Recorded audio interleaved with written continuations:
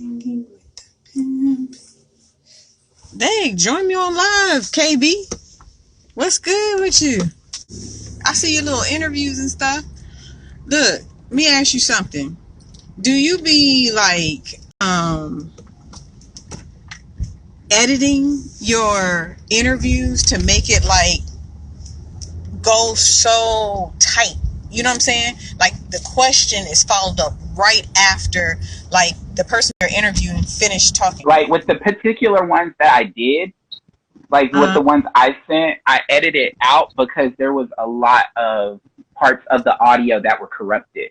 So you're doing an interview, just talking like on the phone or something like that, speaker? Yeah. So what it is that normally when I conduct my interviews, I like to use either like StreamYard or Zoom. Sometimes I'll use Google Meet at points in time. The last thing that I normally lean on to using is actually calling from my computer, like calling their phone from my computer more than anything. But sometimes with the connection and where they're at can affect the audio quality of how it's recorded back. Because one of the interviews, like I had to stay up just for it to get a great connection for them being on Hawaii more than anything. And then the other ones, like I forgot where she was at. I think she was in Florida is what it was. But I'm trying to figure out how to improve some of the quality of the interviews. Some of my interviews are really good and some of the interviews qualities are really bad, just depending upon what it is. So Spots for Tots, KB got his YouTube up and running. So play his playlist while you sleep or whatever else, but play his playlist. But when you get a chance and I know you be whipping stuff up and creating stuff and everything else, listen to old boy. Okay, I ain't know everything about you, KB. I was listening to the one about your family before I left, but then I had to, I left my house to go run these errands. Right. I didn't get through that one right there. But what I wanted to know was like, because when I was listening to the one with, I don't know if she's a rapper, singer, whatever, did an interview with her. Mm-hmm. Okay. Like you would ask a question or whatever and she would talk and be like bam with her answer, like right after that, no hemming and hawing, no nothing. Right. And then it was like as soon as she's finished talking, you're talking again, like you're on it, you know what I'm saying? So that's because it was I actually had transitions and lead into a lot of these questions, but they got corrupted just due to, I don't know if it was where she was at or what. But when I listened to it, it was overmodulated and it just sounded bad. So I had to like kind of cut and splice it in a way to at least make it sound audio-wise cohesive is what it is. A lot of how I'm recording and doing things, the method has changed up since then. Like I would say my favorite interview that I did from really season 2 was my one with Ashley. I love the one that I did with Flow Life. Like my Flow Life interview is like probably one of my favorite ones more than anything. This season that I have that I just started dropping episodes on Spotify, like I changed up how I completely record and everything else to get a better consistent quality of sound and everything else. Is that how your stuff normally goes? That you kind of talk a little bit, do some music, talk a little bit, do some music, but if it's an interview, it's like kind of straight interview. Yeah, straight interview. Yeah. By myself, I play music because I don't like to be talking for like a long ass period of time. And so I feel at least by playing music, it gives the listener a break just a little bit from me talking straight, a straight 30 minutes more than anything else. But with interviews, it's definitely just them just straight talking. So with that being said, being a podcaster, because I'm gonna have a lot of questions on that. Where does the growth go with being a podcaster? What is like the end game goal of saying I'm a podcaster? Like, Well, it depends upon the person. Some people roll that into bigger media careers.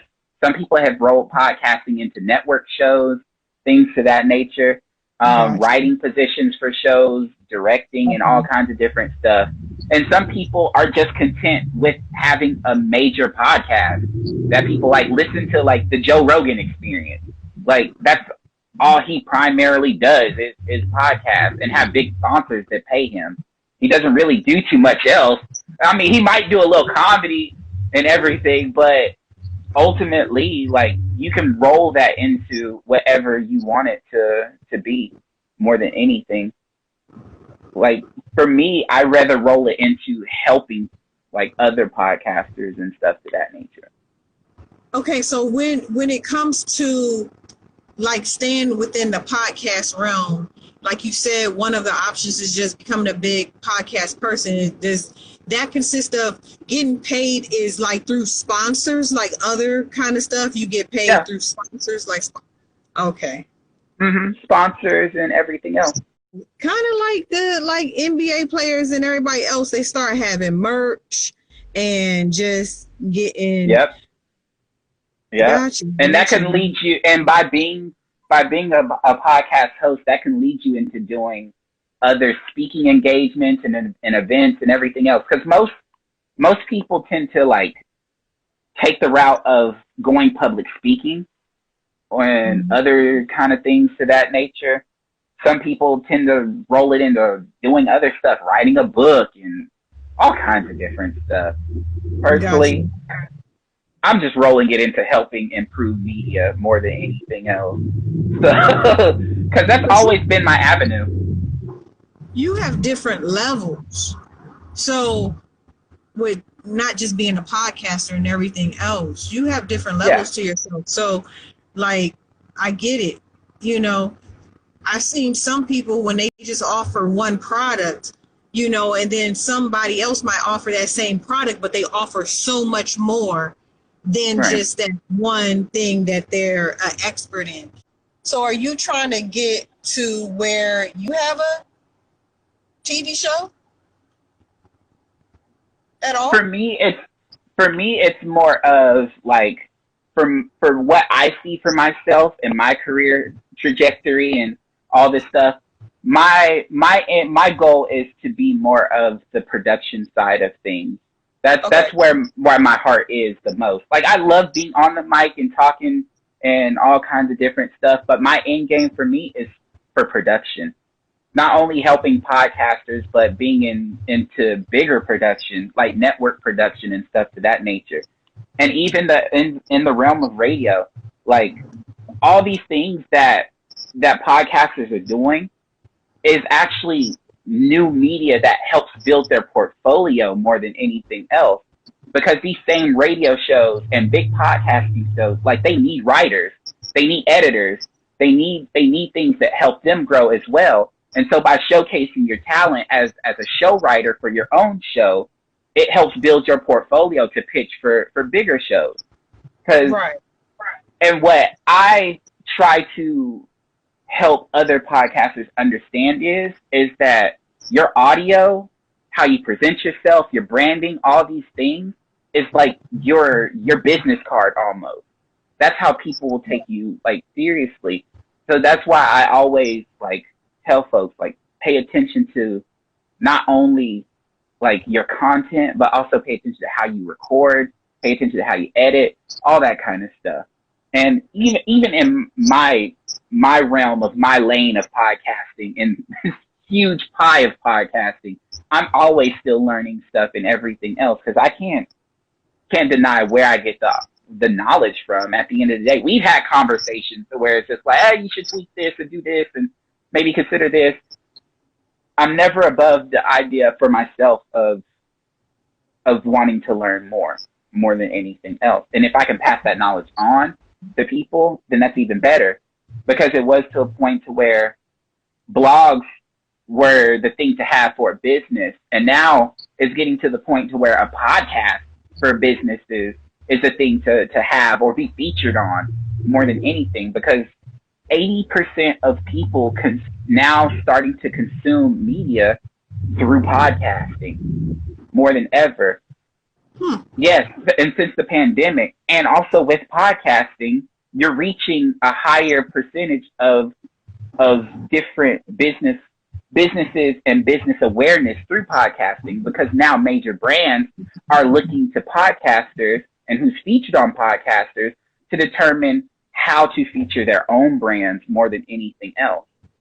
Getting into producing, if you want to get into production or writing, also, do you kind of want to stick to like one type, like comedy, drama, or can you do all of them? The subject topic. No, I definitely don't want to like box myself in. Like, that's for sure. I definitely don't want to box myself in. If I can at least try, I'm gonna try. I'm not gonna say it's gonna be the best version of it, but at least for myself, I can say that I could try more than anything else. Shitty Pop said the median income of a podcast listener is $75K. So I think she's saying that like your average podcast listener's income is in the high range of $75K. So they're more apt to actually listen to the ads and buy things from the ads played in podcasts. But for me, as far as like writing is concerned, I want to try it all. I don't want to box myself in. So, and it has been proven like ads played in podcasts tend to get like more people who tend to buy in for the product advertised in the podcast and everything else. Since the pandemic, podcasts have skyrocketed up heavily, more than ever. Flow Life said that her mom was like, yo, help me do a podcast too. Like, oh my gosh. Right. And it's the thing about like the three biggest things that people like listen to is comedy, news. Those are definitely two of the biggest ones. And I think the third one is lifestyle more than anything. But comedy, news, lifestyle, those are like your three major things that people want to listen to the most when it comes to podcasts. And I just figure it's for the times more than anything, especially when it comes to comedy, because it's like escapism. Like, no one wants to think about the pandemic. Like, they just want to laugh their ass off and just kind of feel a little better during the times that we're in more than anything else. So, like, with like Flow Life, for example, has one of the best lanes ever in terms of podcasting to me, because like to get people spiritually connected to the Lord in a very kind of streamlined way, more than anything else, it doesn't sound too preachy or but in a very digestible way. Like that's a good ass niche to me more than ever. That's just not my lane. Right. Got you.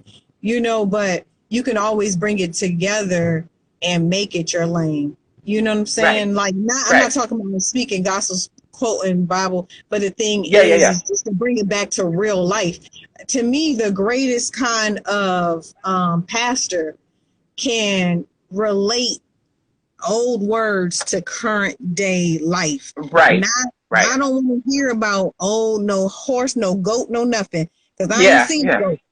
I want to know how that goat translate to today, to my everyday.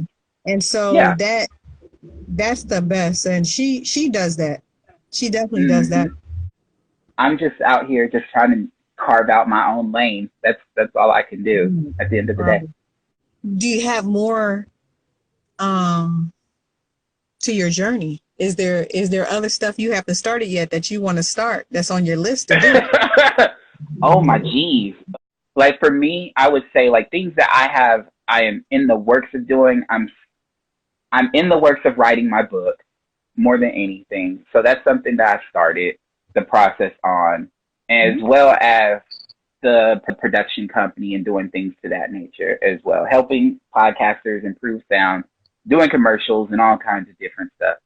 So I have some plates spinning, and I'm trying to balance out and do everything else. So there's things going.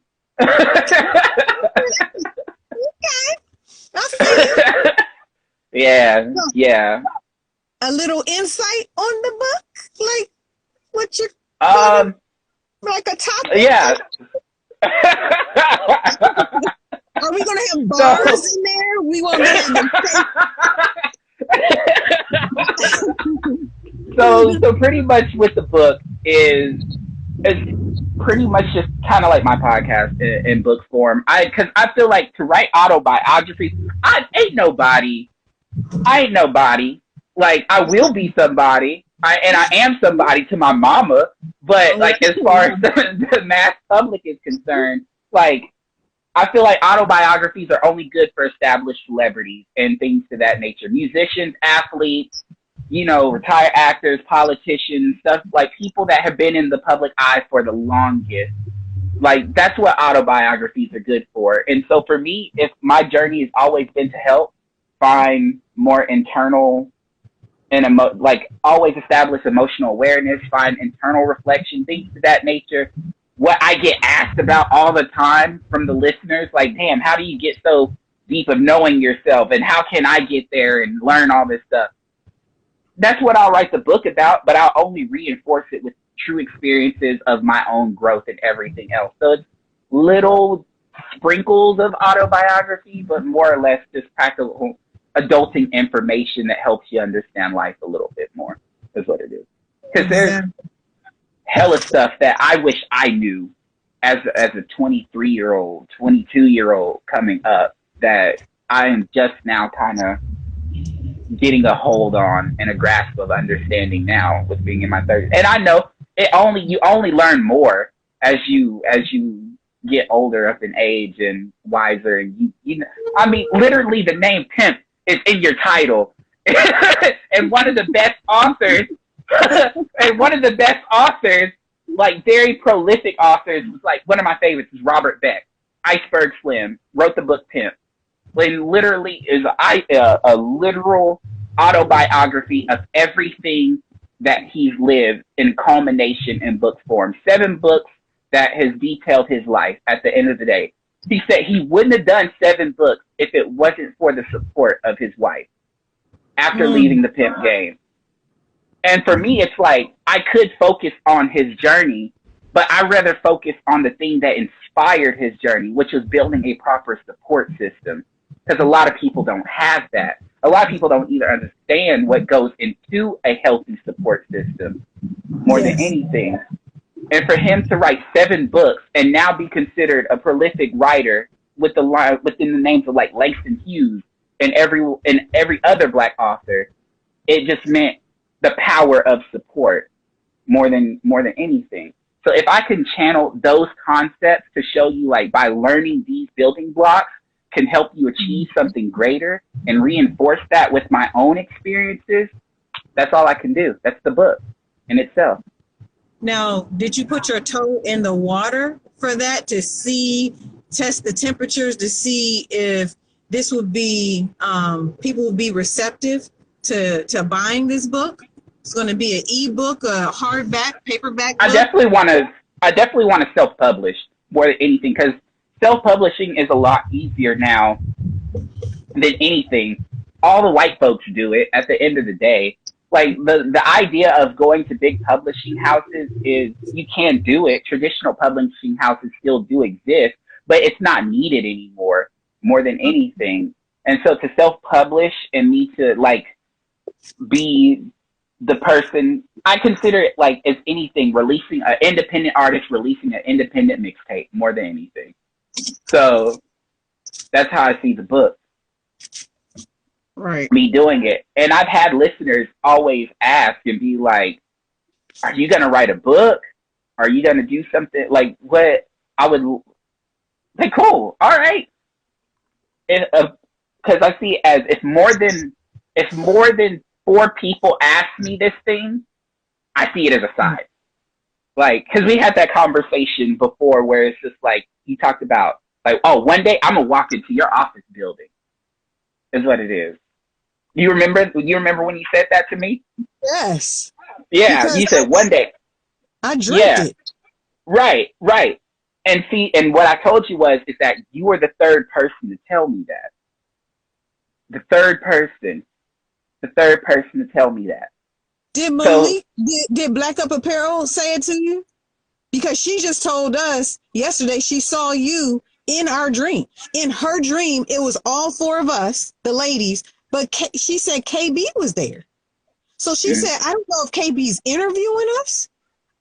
She said, but KB was there. She hasn't said that to me. It's just like everything is starting to fall in its proper place. Like from my communications with Red Circle for podcast distribution, for all the podcasters that come through Morsair Digital Production, from like the lineup of guests that I have for this season to interview, everything is following up into place. And so when it comes to the ideas of business offices and who's walking in them, I already have it in here and it's already on paper and I visually know how it's going to look. It's not a question of if I will have the building. I know I'll have the building at the end of the day.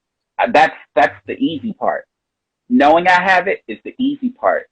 Manifesting it is the easy part. For me, it's designing it. That's the hard part.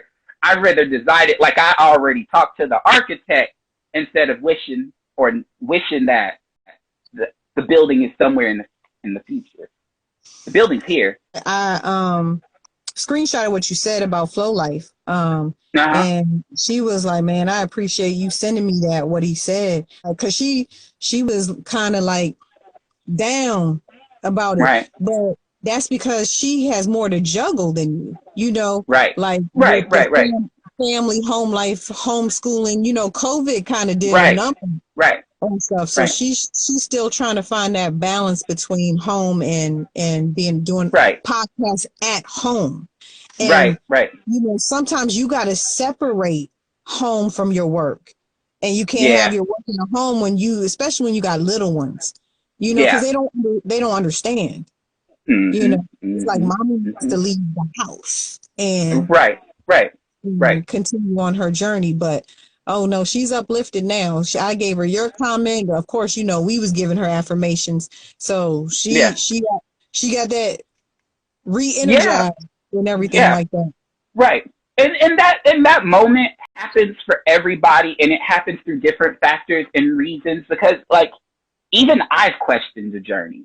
Like I've questioned like damn, like is my content right? Or my content feels directionless, or how can I talk about this if I don't even feel like I'm achieving the standards that I want to help the listeners get to? It's all about authentically making your yeses be yes and your no's be no's and all these things. But then it's just like I've heard feedback from listeners. I've been reassured by listeners. I've been reassured by people like you and the ladies and everyone. To where it's just like, I have a fire under me like a pot or a pan, like more than anything else. And it's just what I'm not doing. I just do it like Nike. I don't think about it anymore. If I'm telling the listeners, hey, you need to sleep well and drink fucking water, then I need to be sleeping well and drinking water. Like, it's just one of those things, because if they're looking to me to be an example for anything, no matter if it's podcasting, editing, producing, buying the book, or whatever the case is, I need to be working in harmony with whatever it is that I am trying to put out into the world. And I think the beautiful thing is, James Allen said it best, like it's pleasantly easy to do pleasant things, but the true test of mental or thought force, the power behind manifestation, is doing pleasant things, like doing hard things pleasantly is what it is. And so the journey is not easy, but I did at least set small goals to help myself feel like what I'm doing is more attainable than anything. When I start the podcast, I told myself do 5 episodes. Do 5 episodes. See how that 5 goes, look at it, sit back on it, and then do another 5. And that 5 turned into 10, that 10 turned into 15. Now I'm 32 episodes deep. Right. That are doing things. Mm-hmm. Go ahead. I was just saying, I think it was important, like when you said that fire, a lot of times when you feel that fire, that flame, you'll do anything, hopefully, if you're driven, you'll do anything to not let that flame go out and fizzle out. So if that fire is in you now, and again, it's got yourself right now, bruh, ride it to the wheels fall off. You don't let that fire go out. Right. I think it was, I can't remember where I heard it from, but I was listening to an audiobook, and the man said, do you have the same feeling of what you're manifesting as if the person in prison wants freedom? Like, do you have the same feeling of what you're manifesting as if the person who is dying wants life? And for me, that hit home. Like, it really, like, sunk into my mind to understand that what I want has to be of that same urge, that same want, that same drive more than anything else. And I think that's the one part of it that I want not only my listeners to get, but anyone that just takes the time to talk to me and ask, like, hey, where did you get to where you got to? You have to want it more than anything else. Because I remember before any of this podcast shit, when I was just still an intern working at ESPN, I used to sleep in the studio. I would work overnight at the Dannon factory, slinging yogurt in a freezer, and then I would get off, take a 2-hour train ride into Dallas to do an internship. And I would sleep on the train, and then I would get there before all the other producers, all the other writers, and I would sleep in the desk, like literally under the recording desk, like just sleep until it was time for me to get up and start editing. And I did that for 4 years straight until I got my degree. I wanted it. I tell my daughter that all the time. When you want it, you'll go after it, and you'll do what you have to do to get it legally. Exactly. Legally. And you put legally out there. Right. With the millennials, do whatever it takes. I'm about to rob all these people. Right. Find someone, shaking someone down. Give me them J's so I can pot it for this podcast, buddy. Like, God, I'm trying to make it like you, brother.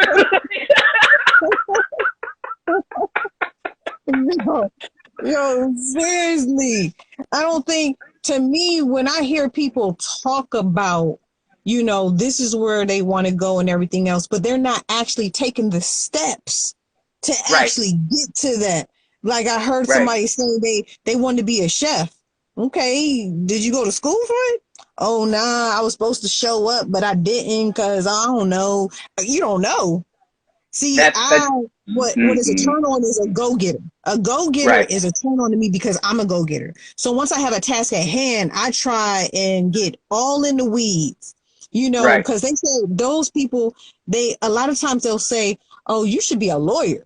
Because I get so much in the weeds. I read the regulations, the policies. I read everything, figure stuff out, go through the motions on the computer, this, that, and get all the information I can. So even though I'm a YouTuber, been doing it for about 2 years, before I did that, I checked everything out. So when people started to tell me, like, oh, do this, I said, I've already read all that. Oh, well, pay for that. No, I'm not paying for anything because that's against the guidelines of YouTube is to buy subscribers. So they hit me with stuff because I'm a new YouTuber. Oh, but that doesn't mean I'm not intelligent and I can't read. Right. Oh, no, I read, watched all the video, read the stuff, everything else. So what you're saying makes no sense because that doesn't work. What works is it takes for people to actually support you. If you really support me, it's to pass the stuff on, because that's how people blew up, is that, oh man, I like that. They passed it on. They passed that person, then passed it to their friends and everything else. And so to sit up here and say, oh, you're funny. Oh, KB, I like that interview, but they don't pass your name on to anybody. Where you think Kevin Hart was not a household name. People didn't even like him, especially if the only thing they saw was Soul playing. They ain't like him. You know, and I had to put people on and say, no, you better watch this stand up of Def Comedy Jam. You see that? And they was like, Def Comedy Jam, what's that? Like I said, let me pull out my old VHS tape and let me play this for you real quick. And everything like that. Pop that thing right. Mm-hmm. Right, they was like, I didn't know that he was funny like this. I didn't know. You can't base it off a movie, Soul Plane. Please don't do that. Right. Snakes on the plane, Soul Plane. I don't care what it is. Please don't base it off. You know, they was trying to get their footing, and so they took any career. They're not to the level yet where they can pick and choose a star role at that point in time. Because if you judge Chris Rock off of CB4, that was terrible. You know what I'm saying? Jerry Curtis and everything else. Yeah. You gotta move forward to New Jack City. Move forward. To Boomerang. Right. You know, but, I mean, when people are trying to get in, they might take, you know, poor stuff just to get visibility. And see, when you're in these types of fields, visibility is key. Like, who is that? What can you bring to them?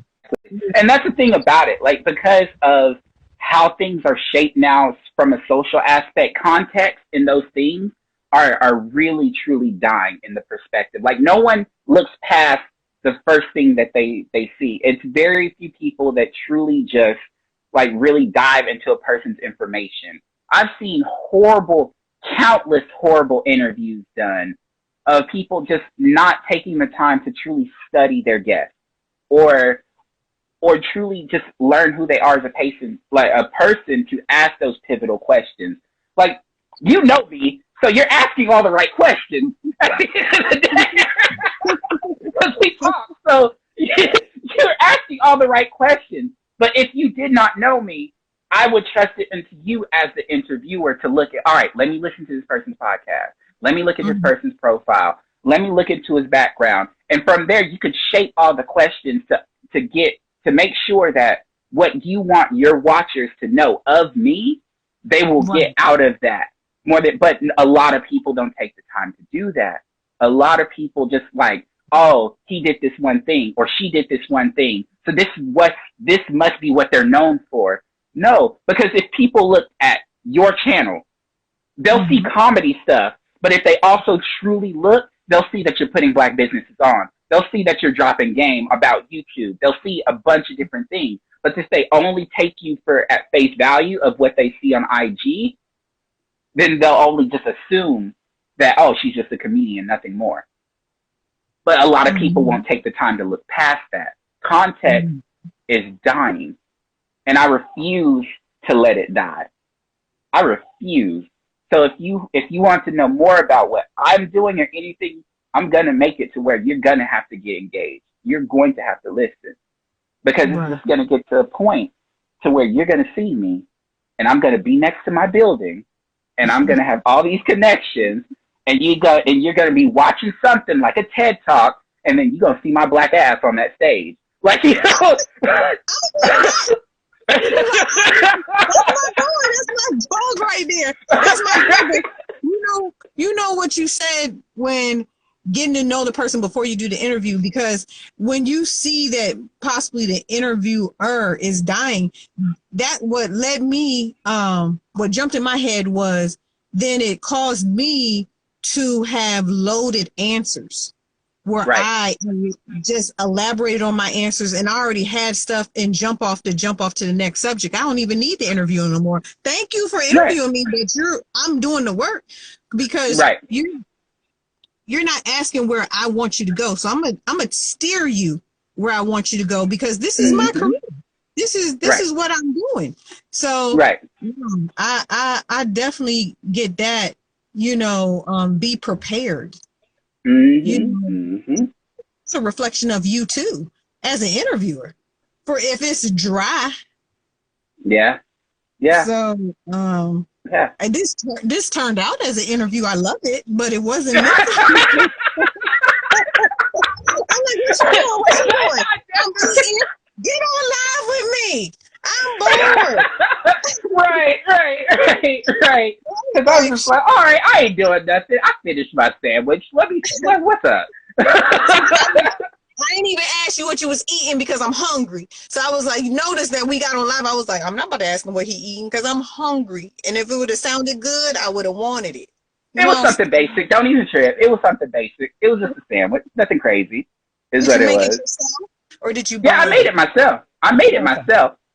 But you know, it was just like I just used whatever I had in the fridge. It wasn't like I went grocery shopping yet. So it's super single level sandwich is what it is. Some bread, some lettuce, some meat, some cheese.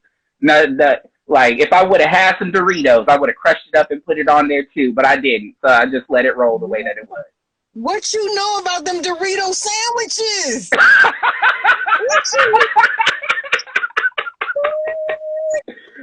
Yeah, that's what I'm feeling. Officially, pinky out sandwich fancy is what it is. Crunchyroll Doritos.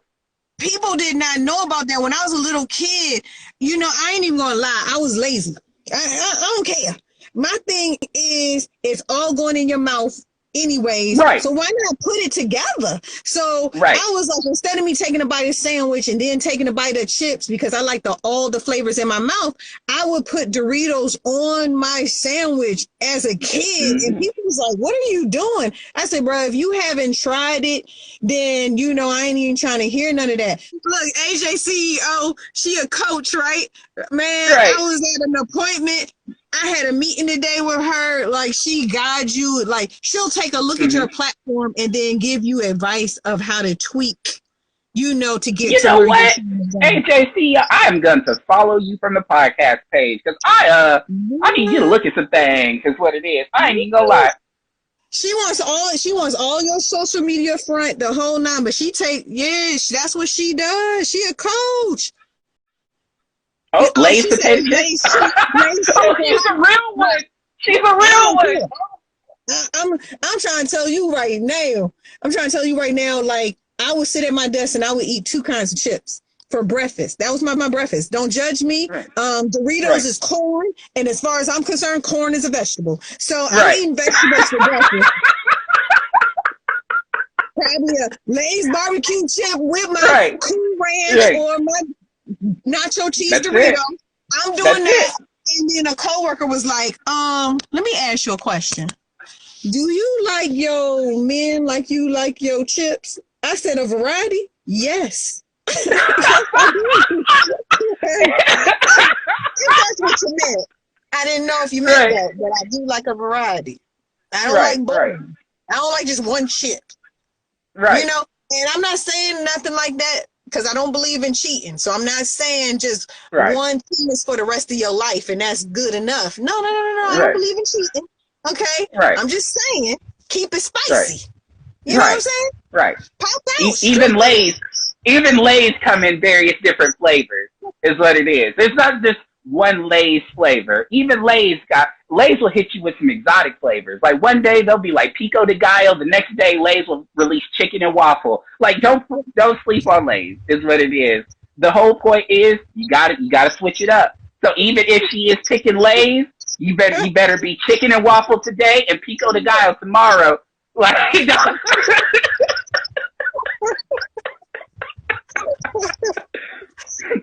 that lazy. You know, right. But did I ask for lazy? Some days I might want it, but not today. Right. She might have picked plain, but God damn it, I'ma be spicy hot tomorrow. Is what it is. I told somebody that asked me, it was like, yo, so you think like mine is like big? I said, hell no, it ain't big. And then it was like, what? I'm gonna beat up every female that ever told me that. I said, you should beat up every female that told you your thing was big. It was like, but well, why did you do it? I said, oh, you acrobatic. You know what I'm saying? You ain't born, you acrobatic. I got you.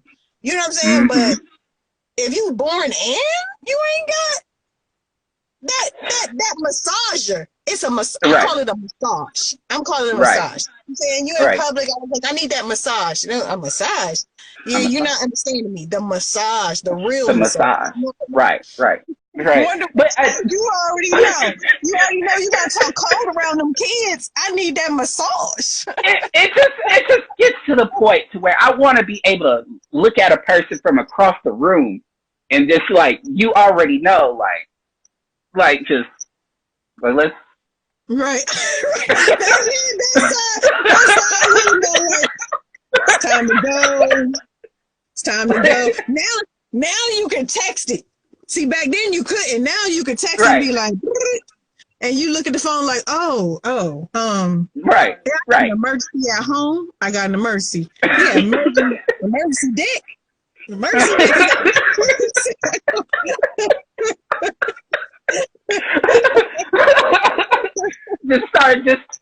just get a text. I just start clapping my body like I'm on a step team. I think I forgot something at the house.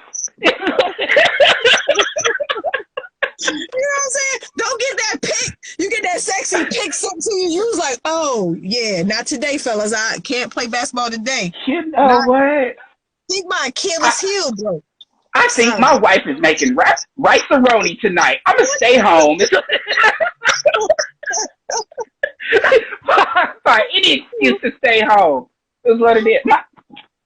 My dog on fire. I gotta stay home. My dog on fire. I can't leave. His dog is on fire. You done killed the dog. My dog on fire. I can't go. You just gonna slide like that on me?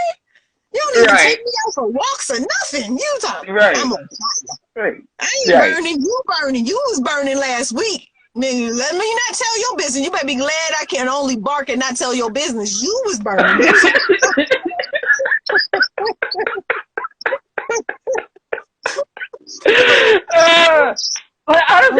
That's just me. I will find any reason. I honestly, it's not even sex either. Like I just like if I can get out of it to some degree. Like if I could just get out of it, like to some degree, I'm gonna try. I'm gonna test it. I'm gonna try. Is what it is. Like this is certain things. Like because it's like you'll agree to a plan, and for that moment they ask, it sounds good, and then when you get closer to that date, it's just like I don't really want to do this no more. And for me, I will use every reason. To book to cancel that plan. Like if a person makes plans with me and then they cancel, I might be in the bed with 3 bags of Doritos, a blunt, playing video games. I'll be I was looking forward to this so much. Damn, man, for real. That's something you pre-tested before, or you haven't. Because if I haven't, I don't know. That's hard. Like for me, like it's been my thing. It's been my go-to. Like it depends upon. I will say for me, it depends upon the event and recent. As far as pandemic stuff is concerned, I don't try to go out for nothing. But that's just because again, I don't want to go out. Like if I can avoid going out, I'm gonna avoid going out. But unless I just truly have to, or the right person persuades me. See? I can't take y'all with me in there. I'm gonna have to hang up the phone. They don't allow cameras in there. Okay? That part. Yeah, that's what I say. Do your thing. Because that's a party in itself. That's a party within itself. And you want me to go out and I just got weed today? You want me to go out? I'm trying to enjoy this. See, Wonder Whip just became my assistant interviewer because I straight didn't notice your hair is gone. Thank you, Assistant Wonder Whips. Thank you. Anytime and ask a question of what I missed. You missed the first part of the interview. I was straight interviewing KB like a mug because after I listened to a couple of his podcasts that are now on YouTube, I was like, yo, cool. I ain't had nothing but questions for him, so it kind of turned Right. into an interview. But jump in Right. anytime, assistant. Thank you. So,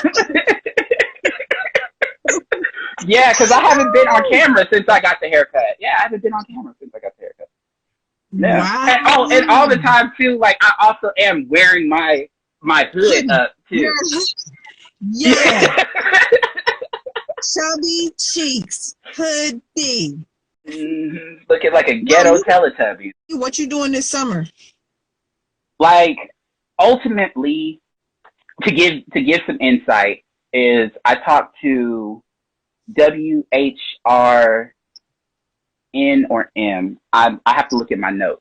And they're one of the #1 college stations out on the East Coast, the flagship station for the New York Islanders and all this stuff. And so I talked with their producer today because I'm interviewing her on my podcast.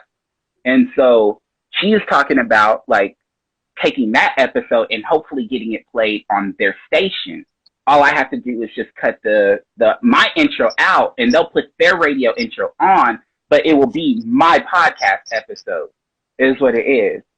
And between that and a bunch of other things going on, like depending upon how all these things go, it will change I know for sure it will change the game for how the podcast is going to go more than anything.